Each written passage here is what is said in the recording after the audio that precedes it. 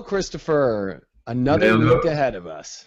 Oh, yes. And how's it going out there on the West Coast, David? It's wonderful. It's hot. It was 85 degrees. We got, really hot weather and a drought that's starting. So, Oh, gee. Well, before long, then the landscape will go up in flames as the winds shift and come down from the desert valleys there. So, being a native of Los Angeles, I do appreciate the craziness of the energy out there. I mean, when I was living out there in the 60s and then back again in the 70s, California has its own unique vibration, but especially that region you're in, Southern California, from Ventura south, it is an altered state of consciousness. You don't just live there, you have a deeper sense of being there. yes, it is a deep, deep sense of being. And especially during these times, I think we're all looking for that deeper sense of being. And it's being redirected with this Venus and Capricorn, I think, with new partnerships and value systems. And you and I are recording this on a full moon. We left a week of a full moon, and we're ready to really push forward now into a week of really understanding more of where that deeper sense of self is gonna go now. I think we have really understood a lot of our feelings inside, and we're ready to take some action on that stuff. Absolutely. I think one of the things that this full moon did was it was a trigger mechanism. It really was like the release point for all of these different angular activities with the planets. We had a lot of either exact or very close to exact squares going on, and sextiles and trines. So there was a very intense dance that accompanied this full moon in Cancer in opposition to the sun in Capricorn. And it had the effect, I think, of being like a summation of the last year and a half, 2 years. And then it was also a release, but it was that kind of release where it was kind of a pat on the back from God saying, move forward. You have done your work. You have experienced the depths of all the transformative energy, and now the tension's going to start to go off a little bit. Things are going to calm down, and you're moving into a much more gentle period here before the next set of fireworks coming up. Yeah, I think we are about to come into another fireworks show. This is the last week of Capricorn energy, and Capricorn energy, this is the last weekend, basically. This weekend, I think, get our last plans together. We really look at, what the meaning was of the last 4 weeks, especially as December 21st was when Venus went retrograde. And I think, it also happened when the sun entered Capricorn. So I would say that the last 4 weeks was about a new direction of our internal, stories of what ladders to climb, what goals we need to achieve, and where we need to go next. That's alignment in destiny. And Aquarius that comes in this week is going to be really exciting because Aquarius wants to really go way out there. I mean, it wants to see everything, but it also wants to, try new things and really experience the excitement as much as it can and the feeling of freedom. And I feel this sense of freedom with Mercury that we've had for this last week start to build, but it will be after we come out of this weekend. And I think we really come into this next week here, just guns starting to blaze, new feelings arising. We will have the moon in Leo through this weekend before that Aquarius energy comes in. So we already start to build our heart and build this happy vibe up, and it comes into a week of real good positive energy. Yeah, it's kind of like if you go to Scandinavia, they have the saunas over there, and you go in and you sweat yourself almost comatose with the intense heat. Well, for me, that was that passage of the sun literally inflaming the energy of Capricorn and doing that very magical volcanic activity as it moved across Pluto, and we had all of this stuff coming up from the depths.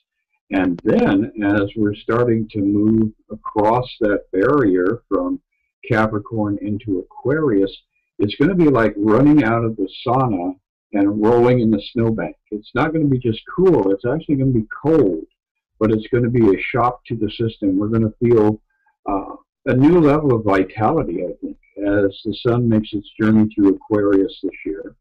And one of the major events while the sun will be making that journey will be for Venus, as you were talking about, moving backwards and just coming to that point of like slightly kissing Pluto in Capricorn, and then saying, okay, that's enough of this, and starting to run away again. So we're going to see things speed up mid-month in February with all this Aquarian shift going on. But right now, it's going to be like getting out of that sweaty, hot, tumultuous kind of energy and into this very airy, brisk, breezy, Arctic almost kind of energy. So yeah, big shift coming up this weekend. Yeah, because there's a lot for us to figure out. I think Aquarius is where we figure it all out. We finally learn to connect the dots together. And a Venus retrograde really shifts our perceptions of our life. I always think it's one of the most karmic events that happen. I always call it the, well, I think especially because it's in Capricorn, I've been calling it the strategy, the chessboard rearranging, us replacing all of our pieces back and starting kind of a new game and with a new strategy. I was a big chess player growing up, so I think Capricorn and Venus retrogrades go well with that, as we really have to pick new strategies, pick new roads, pick new destinies, and all of it has been starting to brew as Mercury came in last week. We're starting to, I think, figure out why we're starting to see these shifts in people, these shifts in value systems, these shifts in these roads. But I think when the sun comes into Aquarius on Monday, it just blasts an amazing feeling like you described of, aha, a shock to the system. This is what's going on. And it really is positive because the moon will be in Virgo as this happens, for us to really kind of embed in this reality, really start to get to the bottom of everything that we're grounding in, and it will make trines to Pluto. It will make a trine over to Venus, and it's going to highlight this shifting that's going on in these realms of relationships and new things that we're manifesting, and really start to bring, I think, a grounded understanding of what's going on and a really excited feeling to now kind of go, I know why God tapped me on the shoulder a little bit here. Yeah, it's the big revelatory cycle that comes in. And, the moon that we just had, the full moon we just had, was a wolf moon. And as far as its proximity to the Earth, it is the smallest full moon because it's the furthest distance away of all the full moons each year. But at the same time, the new moon that we had preceding that and this coming new moon are both going to be very, very close to the Earth.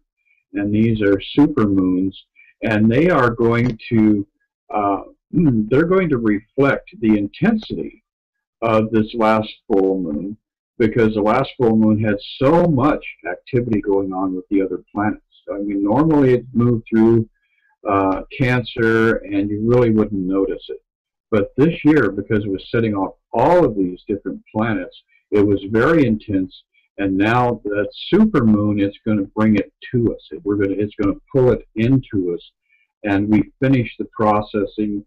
We get the deeper picture. We understand things on a more gut level, and that's when we were able to finally clear our head with that positive energy, the sun moving through Aquarius, good old Mars down there bouncing around in Libra, adding some juice and a nice open trine.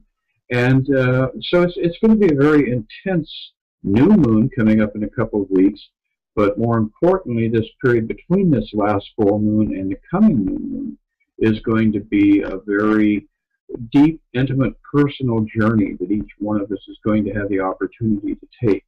And of course, it's up to you to take it. You have to be willing to do the work, to plumb the depths, and to reach out to people around you and express the feelings that you're noticing within yourself.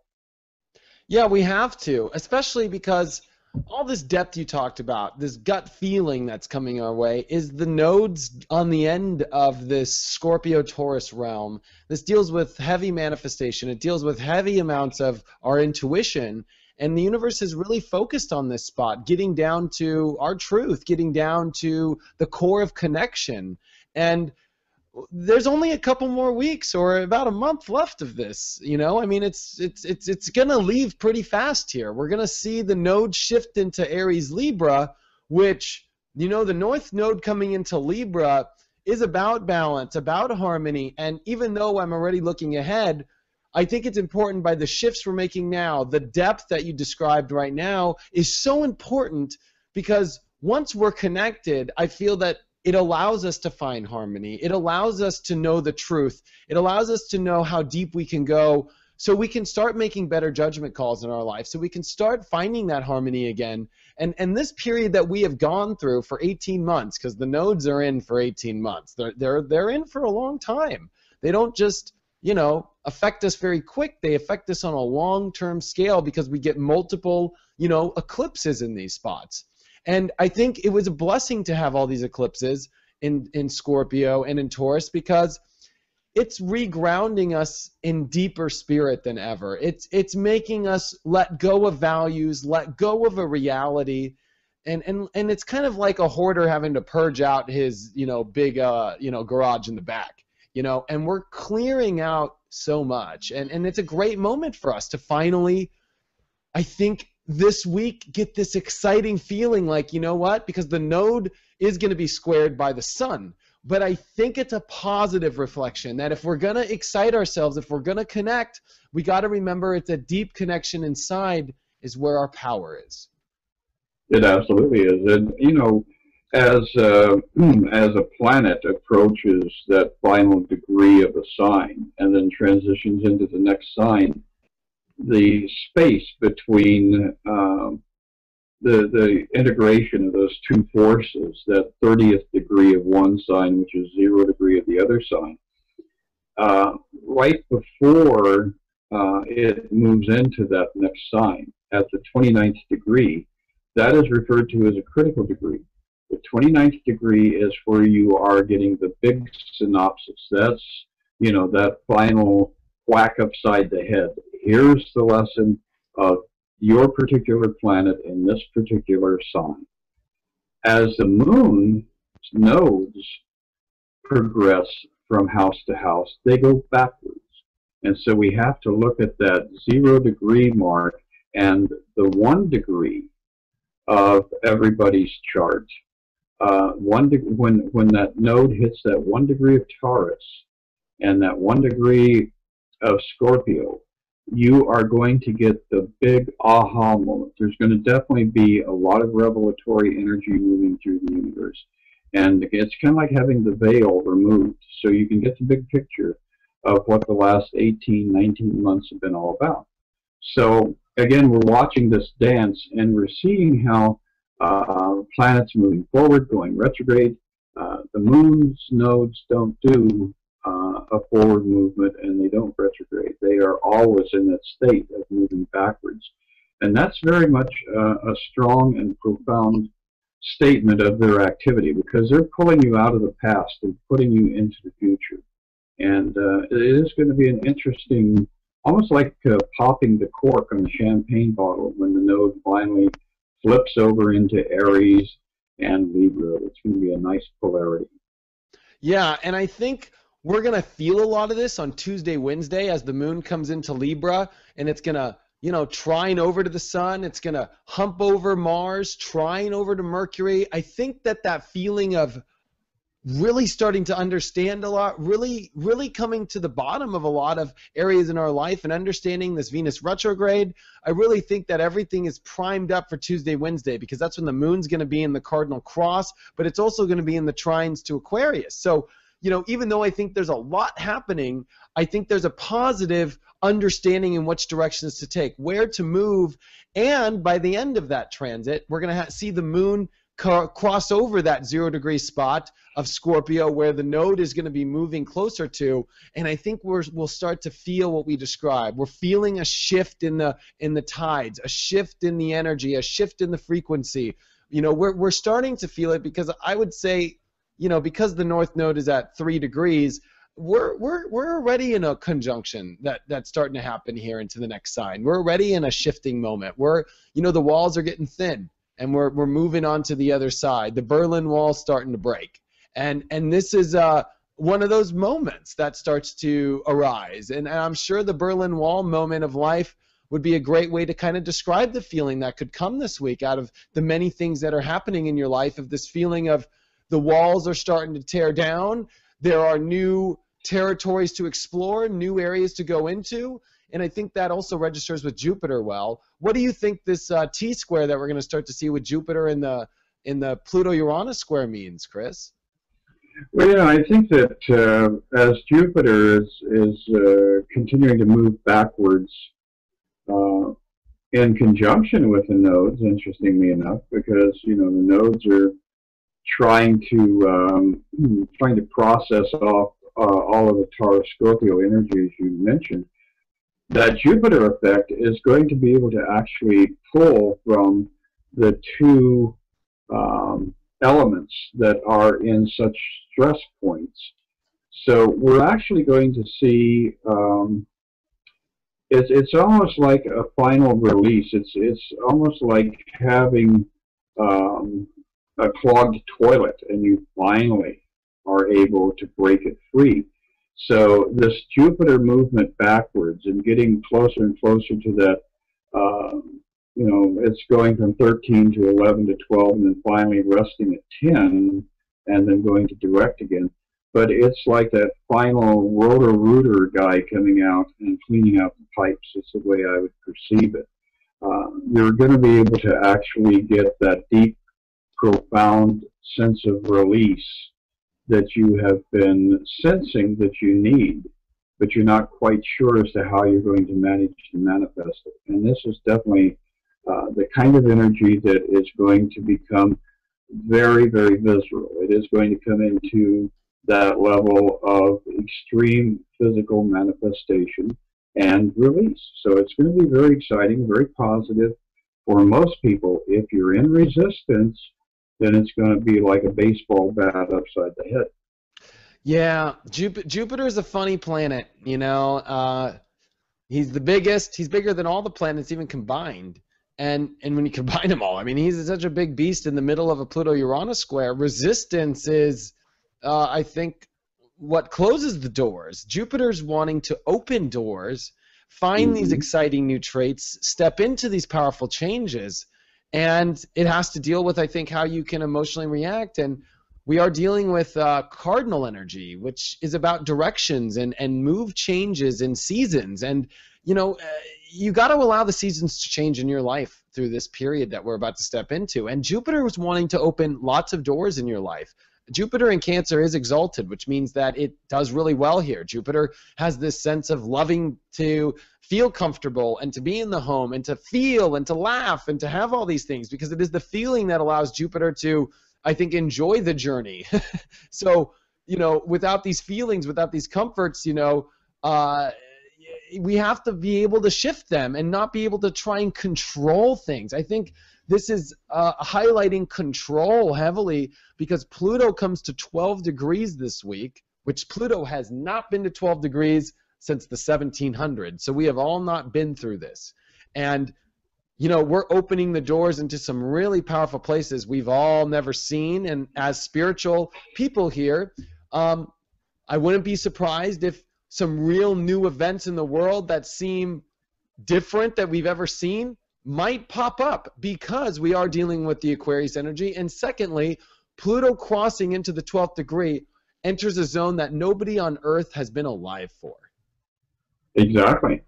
The other thing that's going to be interesting, and that I keep going back to and referencing as all of these different configurations continue to unfold, is we've got Chiron sitting up there in Pisces at 10 degrees.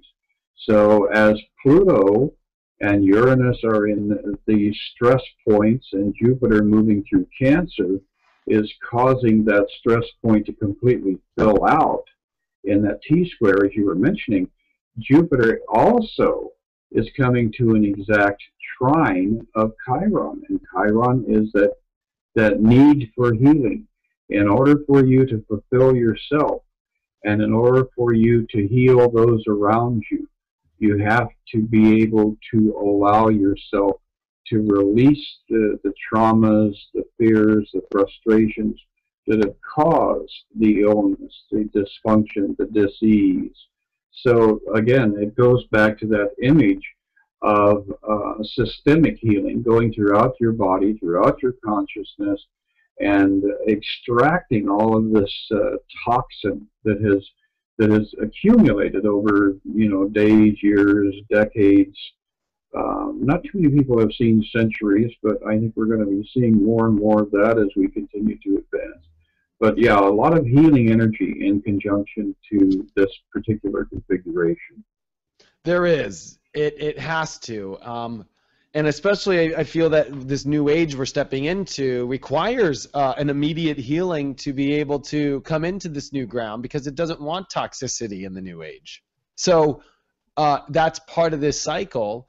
And on top of all that, I think when you see that the doors that are opening are only ones that are to really heal you and that are of pure spirit. Like, you can't walk through these doors anymore with, you know, crap in your back pocket or toxicity, as you described, or, you know, ego either, because this is definitely not egotistical energy at all. When you deal with all this Capricorn, I mean, with all this Chiron energy in Pisces and Jupiter in Cancer, it's deep inner stuff. It's very sensitive stuff. It's vulnerable topics. And it's exposing and bringing up with Saturn, you know, in Scorpio, these deep, vulnerable places. And I think those that are so attached to looking a certain way or being a certain way and not being able to be vulnerable in it are the ones that need to be healed the most. I think those that are very allowing of understanding and exposing their truth of what's wrong, or, you know, what is difficult for them, and not caring that is not, that if it represents them or not, are the ones that can allow. It's almost like a baptism, like, you know, washing away your sins in many ways. I mean, it kind of is, that's kind of the transit in a weird way. No, it absolutely is, because look at where the major action is occurring. It's occurring in water. So, and that water is, it's a water triplet, you know, because of Saturn's position in Scorpio, even though Saturn is kind of offline as far as having a direct impact in this. It's kind of standing in the background and saying, well, there's still lessons to be learned here. You haven't completely finished up all of this spiritual, emotional reconciliation that potentially can happen within the individual's day-to-day existence. So it's going to be a very powerful, positive transition into Aquarius. I think that we're going to see a lot of people get outside of their darkness, get outside of their melancholy and their frustration and their rage and their fear, simply because, like I said, it's going to be like a shock to the system. You're going to run outside and roll in the snowbank, and all of a sudden the world is going to look a lot more clear, and you're going to have a higher level of vision restored. So it's going to be a good passage for us. Yeah, what do the cards say? Well, the cards say we are moving into, now this is one of the most Aquarian cards in the deck. This is a star card. And this is saying when you wish upon a star, you can definitely surprise yourself and those around you with that which is attainable. And if we look at this image here, we've got this individual, this little goddess, I guess you could call her, being the water bearer, carrying the water in vessels and restoring it into that deeper flow. And that's really is what Aquarius often does, is it carries us to the edge of the ocean. It takes us to the edge of the sea. So the star is the weekend's energy of preparing us to move into that more powerful energy of the sun in Aquarius. There is a little bit of a hesitation coming up. We've got the Hanged Man as we move into the beginning of next week. The way I would interpret that is what we were talking about with the nodes. I think the nodes, right before they make this significant shift, they're going to kind of cause us to be suspended in time. They're going to cause us to stop and look and ponder the events of the last 18 months. So that's going to be very appropriate on Monday, Tuesday. People calling each other out as we move into next week. You know, Aquarius and Libra and Gemini, all three air signs, it's all about communication. And people are, I think, going to be demanding the truth from themselves and from each other. The Five of Swords is a card of deception, miscommunication, that sort of thing. And I think people are going to get outed as we start moving into the next couple of weeks. And you often see that happen with the Aquarius energy, because Aquarius likes to have the collective be true to itself. The mid part of the week gets really nice and grounded and earthy, because we'll have, you know, we'll have gone through that trine of the moon moving through Virgo and finishing off its positive influence there with the energy in Capricorn. So next week, people have been working and putting effort into making something new happen in their lives. They're going to start seeing the manifestation of that. It's going to come down and it's going to become very physical, very clear, and you know, very very tangible, I think, for people. And then the final card for next week is the Union of Forces, the marriage card, the Four of Rods. And so you may find that you're drawn into new associations, drawn in new directions, making new connections. And this Union of Forces, once again, is restoring that Aquarian theme to our day-to-day life, which is being in service to the collective, all of a sudden having serious concerns, perhaps about the fact that there are children starving in Africa and India and South America and Oklahoma and all over the planet. I think that it's going to bring out a kind of a humanitarian essence in our day-to-day consciousness, in our thinking about, you know, my life and what am I contributing to other people's lives. It is a really good card setup. I think the most interesting card to me was that Five of Swords, the outing you described. We are coming off a Mars-Venus square as well. We are in the middle of a Venus retrograde, especially the last card you picked. That also deals a lot with partnership. And, you know, I think the partnership energies really are a headliner. That's what a Venus retrograde still represents, is the headline still is, no matter what, these relationships. And you're right, Aquarius wants to detach, but it also has something new. So it's not like we leave without somebody or something new there. It's a very unique position. You know, it's shifting and getting prepared. And I think that Hangman goes really well with the node square that you described, because it is like, it does hang you in there as you prepare for it, because really, I think air sign energy doesn't like to be still, and it forces a still moment intellectually to really process things, you know? Exactly. Absolutely right. And, you know, once again, as we look at the sun's progress into Aquarius, we also associate that with the activity of Uranus. Uranus rules Aquarius, and it's going to be sextiling the transiting Uranus in Aries. And the interesting thing about Uranus is that all the other planets have a north-south axis. Uranus has an east-west axis. So it's the planet that goes around the sun at its own pace and pursuing the beat of a different drummer in every way. So a very eclectic energy, very much like Paris or San Francisco, is going to be uh, very, very visible as we move into Aquarius this year.